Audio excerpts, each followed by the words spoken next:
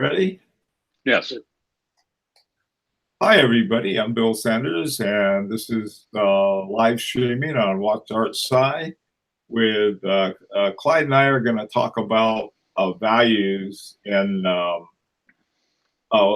watch collection today. And um, so, anyhow, let me start off, and Clyde, you can respond to this, and we can we'll we'll have a uh, we'll have a discussion.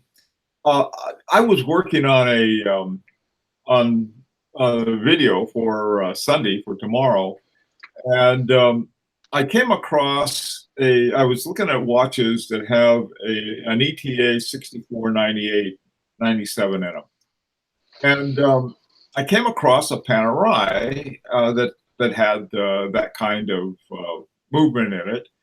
And so I included it with a whole slew of others I had. Then I went and looked it up in terms of what they're selling for. Do that too.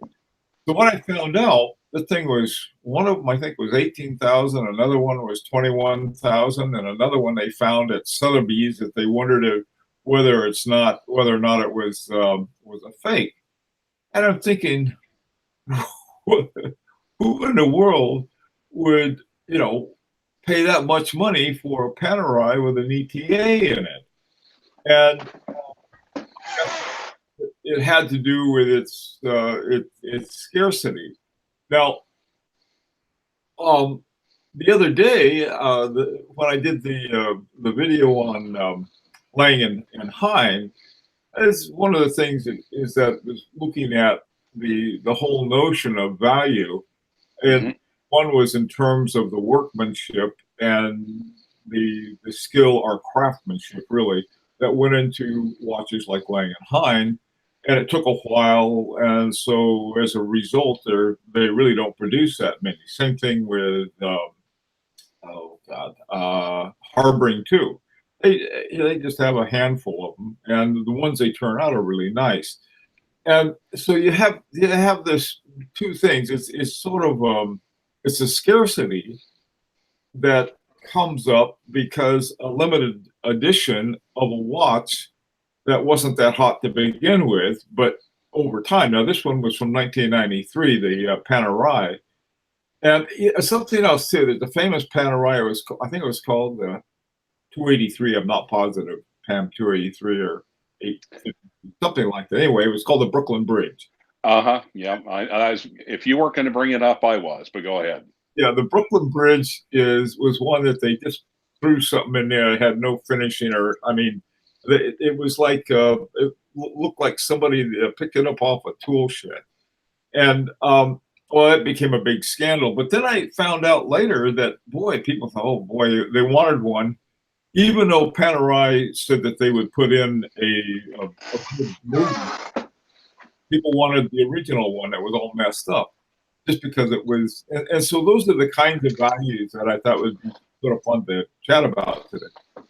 Is that the value of scarcity versus the value of craftsmanship? Well, and the thing is about the Brooklyn Bridge. Well, okay, the ones you're talking about are scarce because they're the ones that were done by Panerai in Italy before they were taken over by Richemont. So those things are scarce. Now, on the other hand, more modern Panerai made by Richemont, a lot of the ones that are no longer available, they want to do the Rolex thing and increase their prices 10 to 15% every year. So they keep looking for reasons to up the price. The iconic ones like the PAM Zero or base logo, or the 5, and the 111 and the 112, they also have basically the same Unitas movement in them as well. So actually, I've got a Unitas movement in my PAM Zero, but I didn't spend $12,000 for it. Still way too much, but a little bit under $3,000, frankly. Well, I guess the thing that I'm asking about or trying to get a focus on is a watch that, well, I suppose there are three kinds. One is that they intentionally wanted to limit the production to try to up the price. Another Mhm. one is that they made them and then they ran out of them at some point, but they weren't, any great shakes like this Panerai that I'm talking about that had a 6498 in it, which wasn't a bad watch. It just was, you know, wasn't exactly fit into the high horology prices that they were charging for it. And of course, there was no advertisement. They have a solid case back, so even if you were Right. curious about it, you'd have to take the back off. You couldn't look at it. But Um, yeah, go ahead. well, and the 328, which even I think Christian from the Owen Harris actually pointed out, is that not only did they not really put any finishing at all into the movement, they didn't even put a swan neck into it as they did like in literally every other Panerai using a Unitas movement. My base zero has a swan neck at least. Panerai didn't even do that. In the regulator, right? Right. That's a good thing. It was I'm surprised that's more than I thought because it's sort of like adding this top. You're adding some actual value to it. Not that it takes any great skill or great shakes to do that.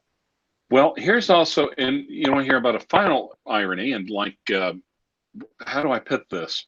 Irrationality in the collector market. Panerai then eventually said, well, go ahead. They responded by saying, we will put in our own in-house movement in these 328 PAMs.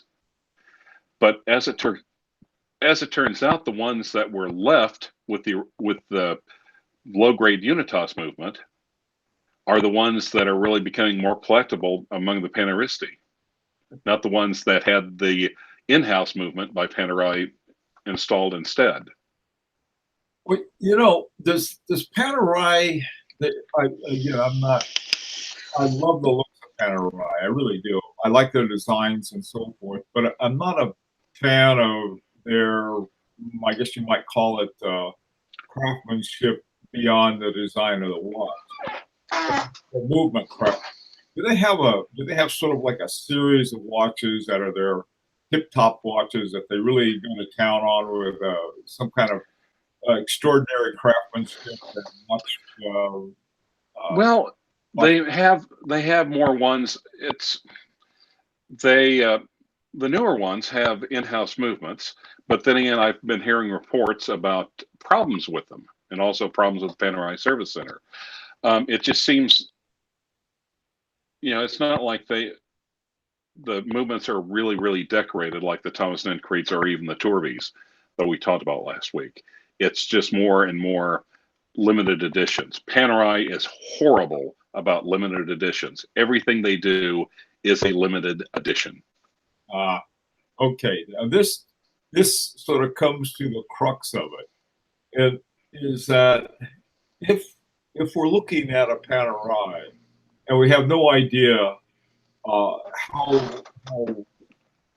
let's say rare or scarce they are, and we look at them, can we tell the difference between one that's going to be worth a lot and one that's not by any other means than the scarcity of the watch? In other words, is there something to say, hey, look at these guys, they put in a remontoire égalité or one or some other kind of feature. The swan necks, I really like those because they have you can take a little screwdriver, do some super fine tuning on your, oh God, on your regulator. And Right. so, but other than that, uh, that's, they don't make the swan necks. I don't know where they get them. Swan necks are us. Who knows? Right. No, there's really no way of telling it. I mean, they've been slowly going to their own successive series of in-house movements, but usually automatic ones as well. So, but they're also being quite heavily copied by the Chinese. Now, if we really, and by the way, you're going to be flooded with angry paneristi, by the way, for this. I just want you to know that. What? But What? oh, I'm, you're going to be swarmed with paneristi storming the gates. oh, They're very vocal fans, and I mean, oh, ardent admirers of Panerai. well, that's good. I mean, like I said, I like the looks of Panerai, but what I'd like to hear about is the craftsmanship that goes into it, and beyond the looks of it. There's I don't really know. I don't know how much there is. I mean, to me, a Panerai, all right. you buy a Panerai, it's like buying a Cartier. You buy it for the looks of it. You'll buy it for the aesthetics. If you buy a Cartier, you're not really. If you buy Cartier, fans aren't really that wild or that concerned with what movements are in it. They just like the looks of the watch, and I think the Paneristi are the same way. As a matter of fact, they do have maybe a couple of duos. They have some ones made out of exotic materials, but nothing terribly. I'm trying to figure out the best light in here. So maybe if I get up against the window, you can actually see me. But yeah, I don't think there's, except for a couple of the higher end models, but they've got so many Panerai references out. I couldn't even begin to tell you what they are. Okay. Let me switch over to another thing. That's and let's talk about Vacheron Constantins and their new 36 millimeter, 36.5 millimeter, something like that. Okay. Overseas. And the reason why I'm bringing it up, in 2016, Vacheron Constantin came out with the movement was called the 5100. They designed that from the ground up, and it's really a fantastic movement.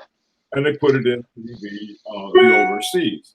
And now I'm pretty sure the 36 has the same movement. Now another watch that also has that is a heck of a good deal, and I think it's a great looking watch. It's not very popular.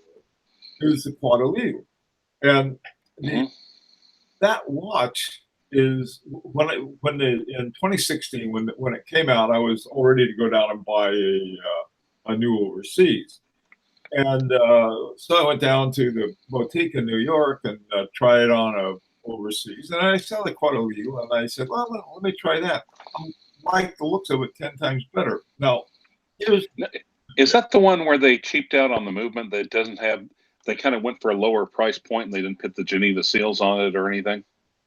No, yeah. Well, what they did on the Quadrille, people they weren't as popular. They started off and they were mostly gold and precious metals and so forth. But the one that they came out with, and I think they came out with a stainless steel one. They put in the 5100 movement. There was one change. They, instead of having a gold rotor, 22 karat gold rotor like the overseas has, they put in what did they put in? I think it's tungsten or something like that for the rotor. But otherwise, it's the same movement. And so, to me, is that there's a lot of value in that watch, because here was this movement that they designed from the ground up, and they did. I mean, all the reviews of the movement, but the watches, people aren't crazy about them. Well, I mean, they're somewhat. Vacheron Constantin fans and overseas, right? Yeah. But they're doing it on the value of the watch. Are you outside? Yeah. Can you tell a difference? Yes. The light's better. Well, yeah, I'd hope it is. What is it, about 1,000 degrees there today? I've been looking at the West Coast weather, and guys, I mean, here it's less muggy for a change. Well, let me put it this way: if it stays the temperature it is for very much longer, I think our eyes are going to start turning blue here in the flyover states. We'll start riding giant worms to work. Well, yeah, New England is. Well, we're getting some thunderstorms. We're gonna my wife comes running in and saying we're getting a thunderstorm. We had a tornado a few months ago, and they always, how they show those maps and they show the roads and everything. And we Right. saw our road right in the middle of the map, and the tornadoes went somewhere else like that. Anyhow, well, let's go back to that. Let's talk about where you have the values, and we've been talking, and I think your points about how Panerai came to be valuable is spot on. But where is the watch value? I mean, the mechanical doing of the watch, I guess, is what I think is, why. No, I don't think there's much. As a matter of fact, I think the value, the aesthetics of Panerai, if they came up with a Panerai that was too nice, it would go against. It wouldn't be a Panerai. It's to me it looks like it's like you can tell it's like Italian craftsmanship. Luigi put in like a half a day at the office, maybe had his little Umberto, his 8-year-old with scissors, cut out the dial and cut the indices out for the crowd with torches and pitchforks after you, the Panerai-istas. Well, no, that's actually what I like about the watch is that it looks really simple and durable and rugged. It looks like, but yeah, but you could tell they didn't, But if it was too nicely finished, it wouldn't be a Panerai. It would be, well, I don't know. Maybe they're afraid of making it too fancy, or giving the nick in case somebody wants to wear one while planning a mine to a British ship. Something like that. I don't know. I don't know if they use those anymore for that. Anyway, well, let's take a look at some other valued. What are some watches that you think are generally overvalued? And which ones do you think are some undervalued ones? I have no problem talking about undervalued ones because I have a lot of them. But well, how about you? What do you think are undervalued and some overvalued? Well, and like I said, it's almost a personal preference. And one person's trash is another man's treasure. But I would kind of think that I think a lot of people would argue that Rolex is overvalued.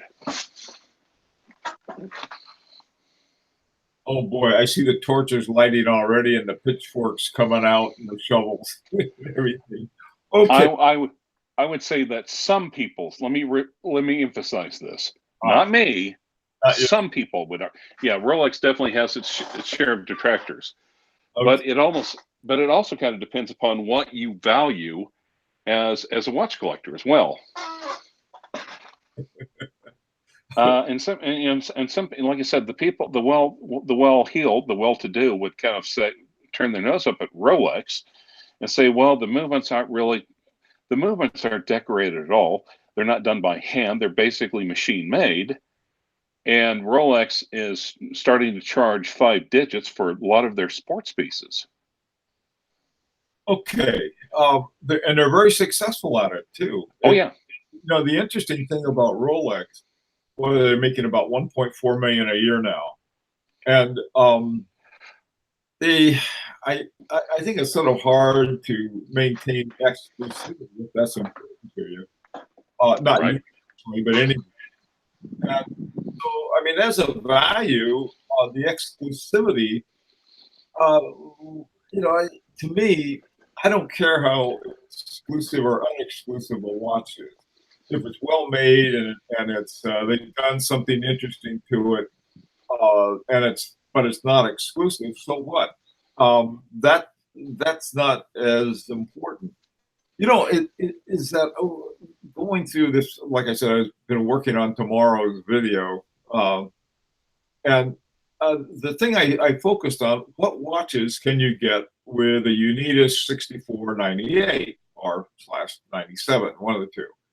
and I couldn't believe how many watches today are have that movement, nor could I believe the price range. I mean, they went from about $500 all the way up to, like I mentioned, that $1,000 sort of off the shelf from the retailers. They were up around $5,000, and I was really surprised that there was that kind of range. Now, some of them had been really worked over, like oh, what's his name? There's a, and I'll say it wrong. It's a German company called that we talked about the other day called Horneth or something like that. Right. They had done some things to it. They had put in engraving on the around where uh, the balance wheel is, and that's where the regulator is, and where the swan neck movement control is. And but you wonder, okay, well, if you really fix it up that much, is two watches with the same movement, is one worth 10 times more than the other, even though that the differences are largely decorative. Right. Well, so the German brands are really big into that we've discussed are really big into pitting the Unitas movements and the swan necks, right? Yeah, the Ninkrist and Cornet, whatever their name is. Yeah, both of them are. I don't think the other one, Torby, has them so much, or do they? Well, I was looking at the movements I could see. It looks like they do. So it looks like the Germans have gone from goose stepping to swan necks. Come on, man. Don't. I've got a great grandfather who's German, so of course I got a great grandfather who's all kinds of things. Some of whom I have no idea. Anyway, um, the the oh God, now I lost my train of thought, Clyde. um, okay, well, yeah, it was going back to the. I mean, what really makes it? Oh, I'll take. I forgot what it was. There's a which one was it? Oh, glycine. I think it was glycine. Glycine had one for about $500 with the 6498 movement in it. Right. And actually, they had done a lot of work. I was really surprised. I took a look at the glycine, the decorations that they had put on the plates and everything, the finishing work that they did, and was really surprised by all of that. On the other hand, if you look at a Steinhardt, there's no decoration on it at all. They don't look like there's any loose filing like that in it, but I mean they're just sort of like they clean them up and put them in it and have very reasonable prices. Now Glycine though more than cleaned them up, really did a bang up job on that, but they don't $500 for and then $5,000 or $3,000 different for Ninquist and Hornet. By the way, too, remember the one? Remember Torby? Yes. Okay, they're having a sale. They have some really good buys there, and Torby has some interesting ones. So anyway, so let's go back to the whole thing about here you have watches that have exactly the same movement, and they're not none of which are in house. Which is okay because you can get some really great watches with Vasseur movement or something like that. But how do you? Is it because people don't know about that? I mean, they don't know what the movement is, or they don't care about it. Or as long as it's pretty, they'll buy it. Well, I think it's part of it, but um, and again, the Panaristi, what people like are the older models with the Unitas movements in them, the manual wind, not the newer ones with the quote unquote more advanced Panerai in-house movements. So um, I think so. So I think even the Panaristi kind of covet the original movements because it's more in line with the original concept of the watch, I guess. Huh. What were the original movements that they had in there? Well, actually, way back in the day, I think they took Rolex pocket watch movements. Ah, You see, Panerai, they really weren't a watchmaker, but they made instruments for the Italian Navy.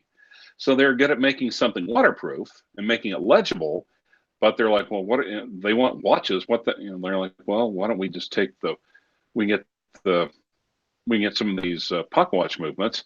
It'll be nice and big. We'll just loom these puppies up, and they'll be able to read them underwater. We'll just make sure we'll put the couple. We've got a couple ideas to keep the water out, and that should work. did they use the Rolex Oyster cases too?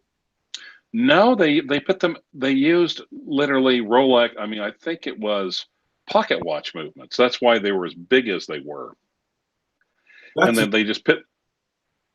I was going to say that the same thing with the 64, 98, 97. They were pocket watch movements, and when at the beginning of the millennium, as larger size watches became popular, they started putting those in there. The other good thing about it was that they were filling up the. You take a look at the back of the watch, and the movement really filled it up.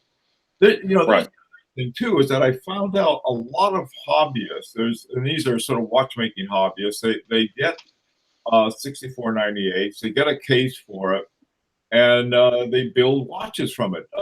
That is, to me, that's something I'm probably going to be going into to some extent, because it's so much more affordable, and then I can save for one of my mini Grail watches.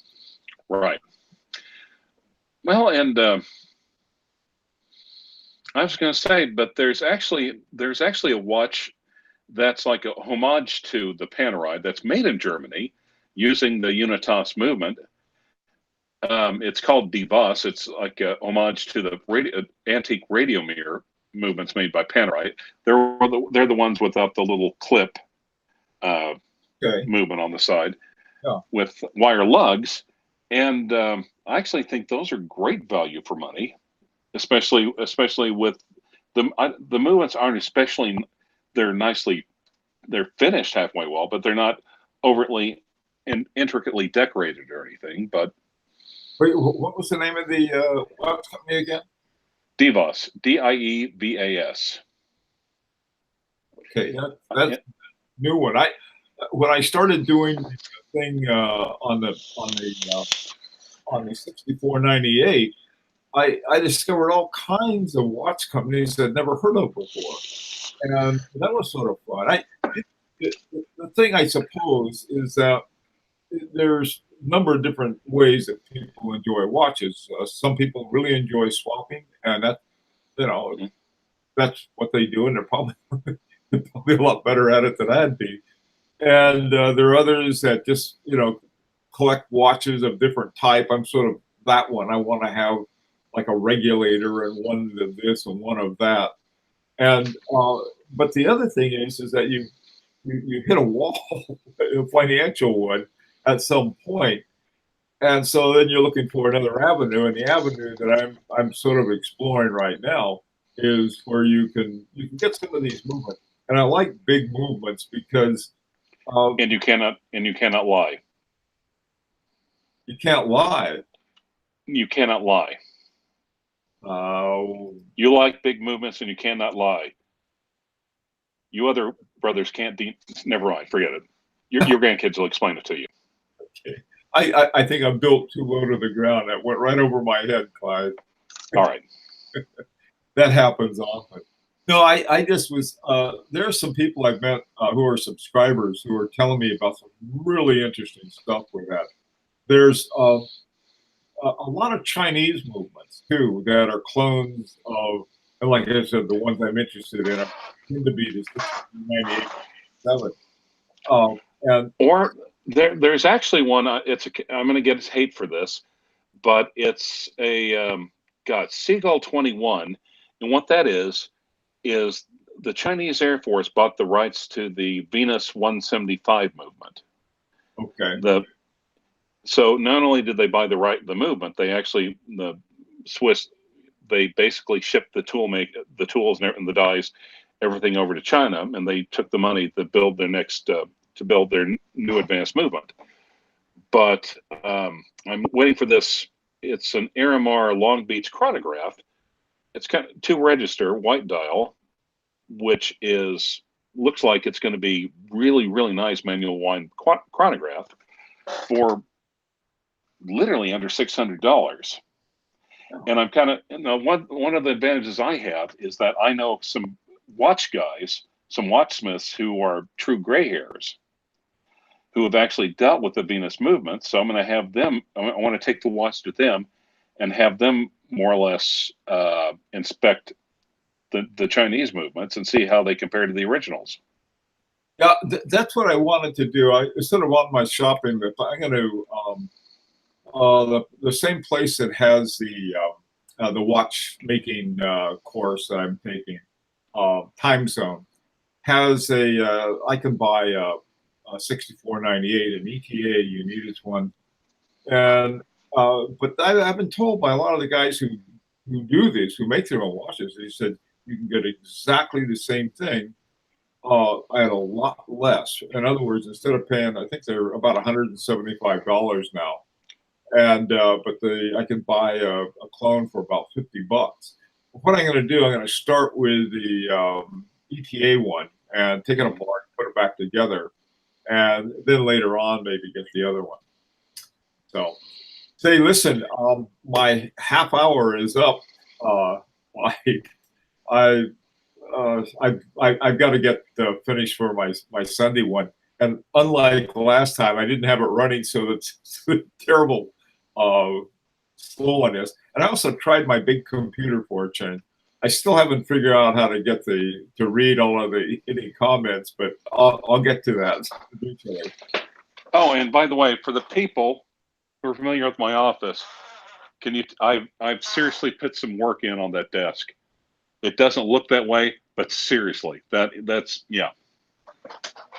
I think it looks pretty good. Okay, well, listen, everyone. Yeah, when you can start seeing wood at my age, it's a good thing. Okay.